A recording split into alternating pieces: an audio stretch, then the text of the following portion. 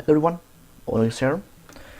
This is going to be something different, and that is I'm going to look at the patch notes for new in Smite.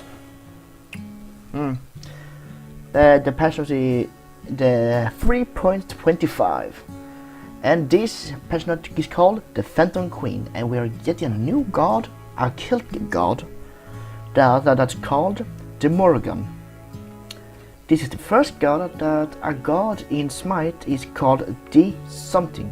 Usually the word D is usually placed in the title, you know, Anubis, the god of death, for example.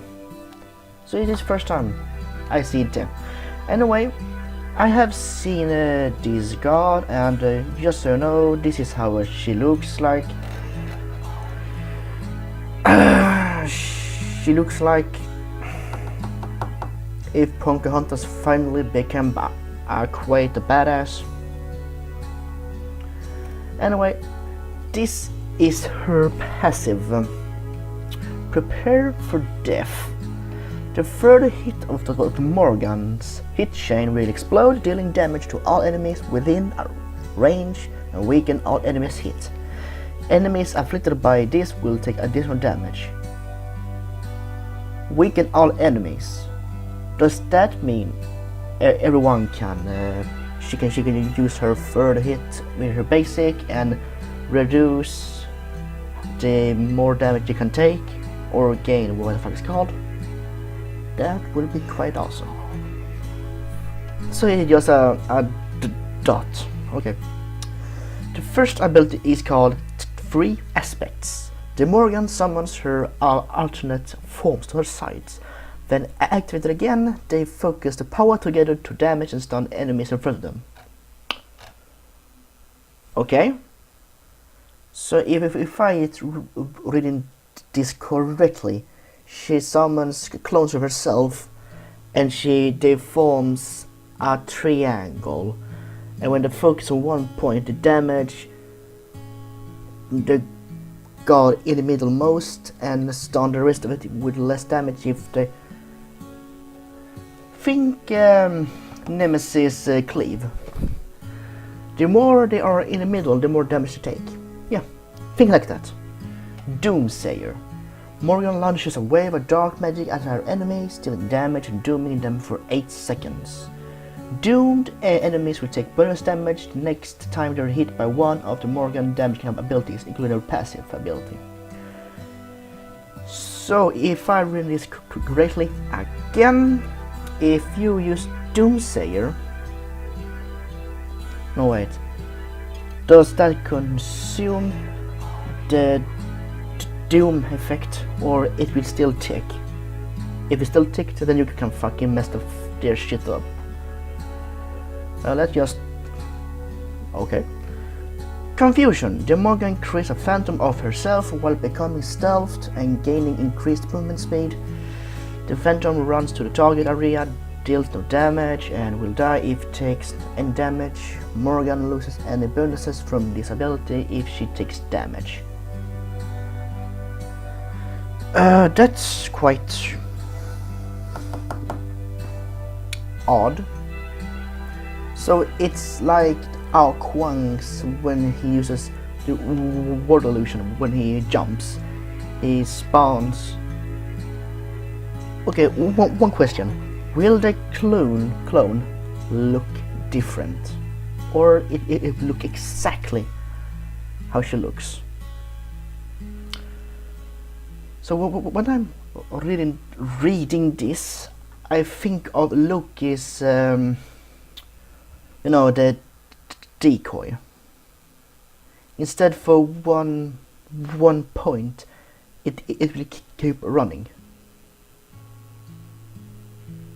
First off, if I see Morgan and she just vanishes, and I see a fucking person running towards you, and stops, I would not even go for that shit. However, if it was like the Sun Wukong's ultimate, when you know, when he spins his card, jumps up and spawns a clone herself and start hitting.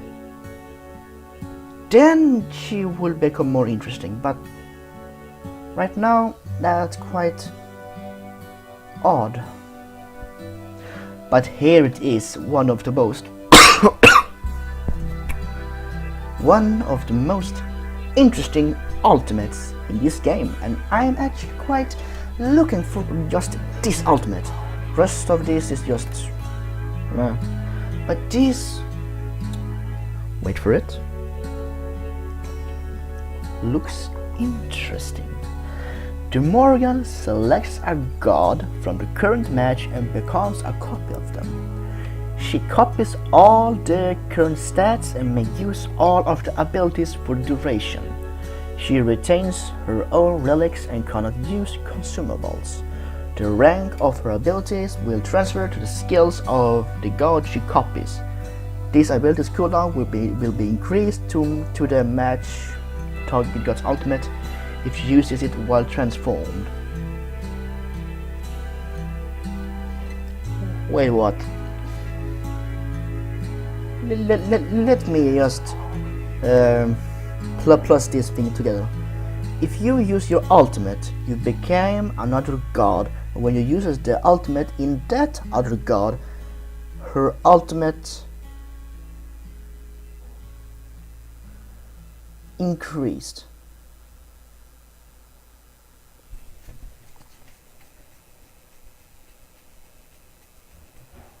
Why? I understand 2 or 1 god can be pretty annoying, but increase your own ultimate.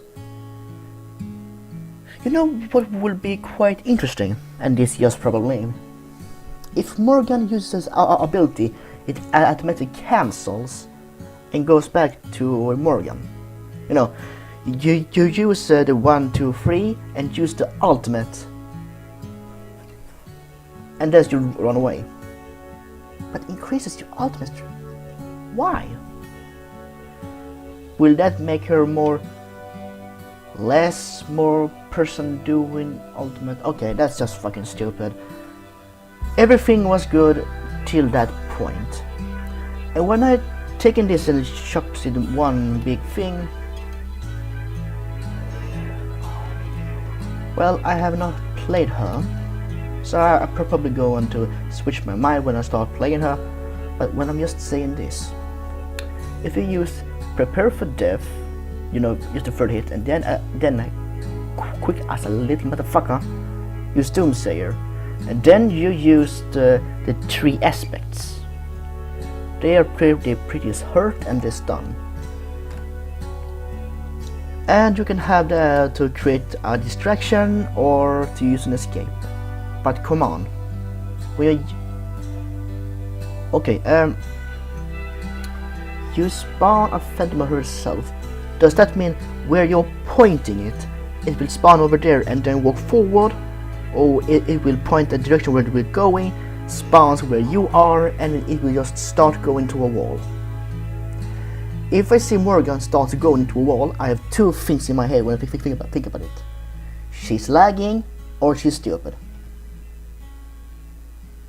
Not in the third option, there's only those 2 options. Changeling. It sounds interesting, but will it work in gameplay though? It looks quite nice on paper, but does it look good in the game?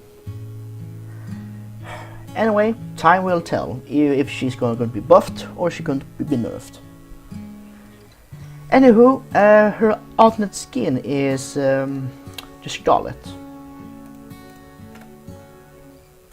Oh, do you know who she reminds me of? You know the Heavenly Sword, the PC free game? You know that chick with a big fucking crossbow? She looks like her.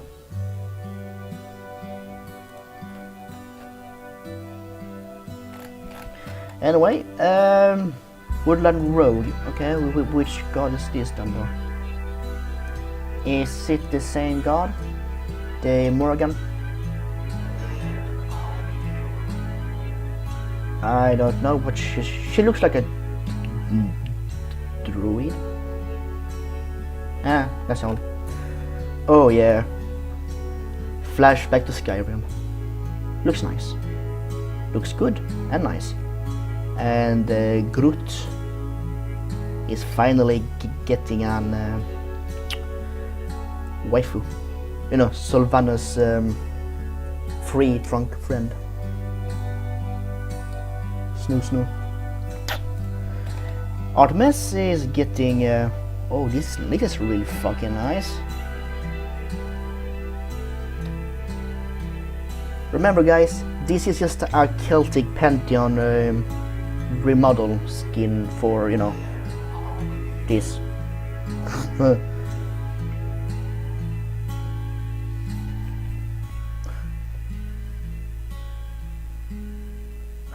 I can fucking roleplay as a fucking hunter in the Norse mythology.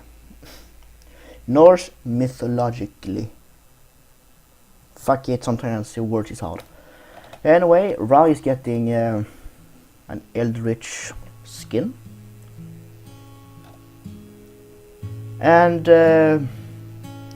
tentacles not included. I know, it's quite sad. Think about it. You are charging your ultimate, and it appears a big fucking eye, and it just shoots out tentacles and hurt them. Nope, no tentacles. Donkey Kong. And people is still fucking going around with Harambe, etc. Yeah, no, that he's dead, he's buried, he's whatever. Anyway, this is Donkey Kong. I wonder if Nintendo is going to be pissed, or they're just gonna not give a shit. This is nice. What's the color again? I didn't see that. Spectral Sword Ares. God, this reminds me of someone. Ah, fudge.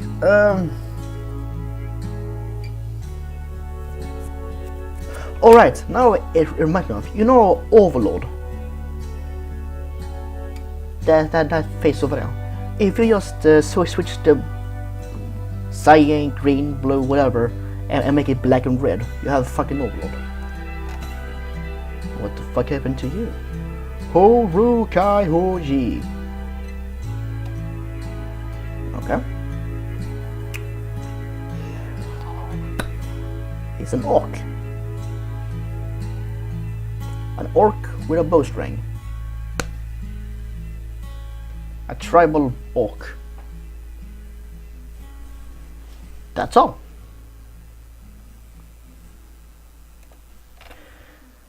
Team Alliance at sea now. Okay guys, I have not watched any matches at all from Smite. So if you want to have your skin, just buy it, don't give a shit.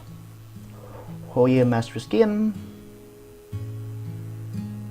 Looks alright. I really hope they're going to soon reskin Ra, because he looks more and more like shit. But then they need to first reskin Bacchus, for he need a fucking makeover. Copperacum. Huh. Looks like the pimped out White Walker. Lovely. Anyway, our push gets in our push of getting our furious emotes. Team Range Wall, lovely. Path of the Phantom Queen. Players will have to buy into the event to be able to participate. Players who have Twitch Prime will be able to play for free. Players will receive these items for initial buy-in. Spring and Terra, Oak Seer Artemis, Celtic Loading Frame, Celtic Music Theme, Druid Shrine Pedestal.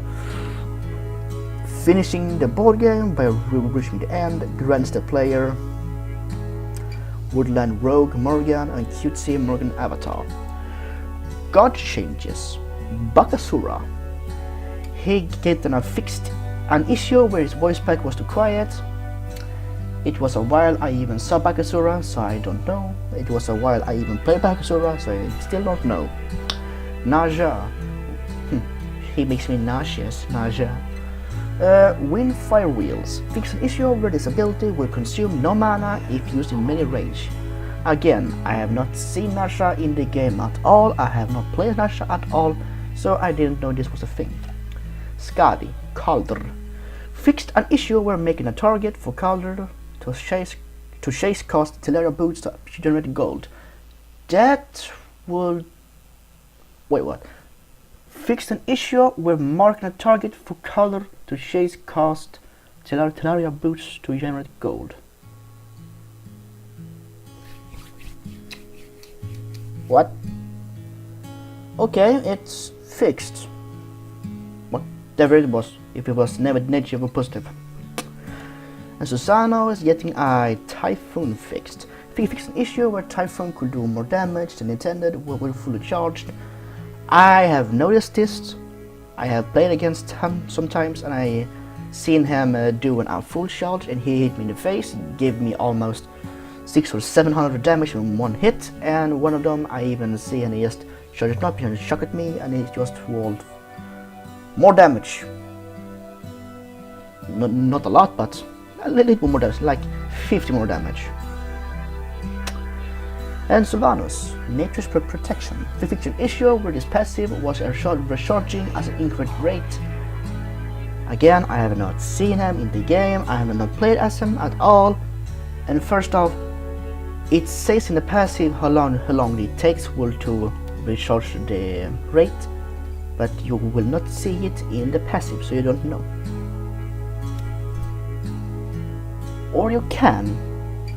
Like I said, it was a while I played as Sylvanus. Hell, it was a while I even played some of these guys at all. Anyway, guys, what do you think about these changes? What do you think about these changes? Is it interesting? Is it worthwhile? Is it uninteresting? Is it useless, or is it any good? Just comment down below and I will even try to answer them the more I can, or most I can. Sorry about that. Anyway, I thank you for watching and remember to hit the subscribe button down below and like if you care about it, and share and favorite. Did I say comment? Yeah, comment twice because sometimes I even don't see you. It's like a cyan and sour thumb. It's not there, but it hurts. Anyway, I thank you for watching and I will see you in the next video. Have a nice day. Or in my case, night. Bye.